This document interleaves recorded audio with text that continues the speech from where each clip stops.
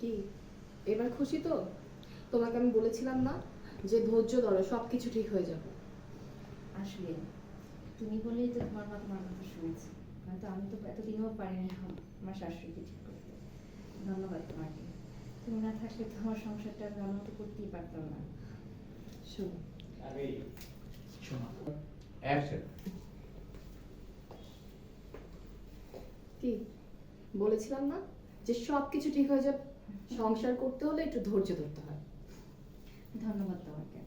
তুমি মাকে ঠিক করেছো, নয়তো তো আমি পারতাম না আমার শাশুড়িকে এভাবে বুঝিয়ে শুনিয়ে ঠিক করতে। তুমি আছো বলে আজ আমার সংসারটা ঠিক আছে। সরি, তুমি আছো বলে আজ আমার সংসারটা ঠিক আছে। ধৈর্যই হলে সব ঠিক হয়ে যাবে। ধন্যবাদ তোমাকে বোন। তোমার জন্য মা আজকে আমার সাথে এত ভালো ব্যবহার করেছে। তুমি না থাকলে তোমাকে কে বুঝাইতো বলো? আমি তো এতদিনও পারিনি আমার শাশুড়িকে বুঝাইতে। তোমার জন্য আমার সংসারটা আজকে ঠিক হলো।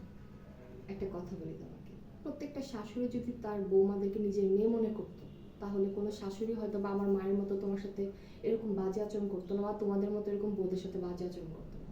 আমি আমার মাকে বোঝানোর চেষ্টা করছি।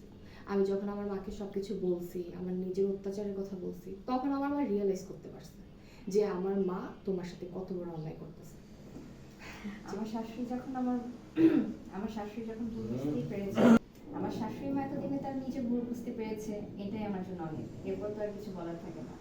আল্লাহ যে আমাকে হেদায়েত করেছে, এতেই আমি অনেক খুশি। আর সবচেয়ে বেশি খুশি তোমার মতো একটা ননদ পেয়ে। प्यार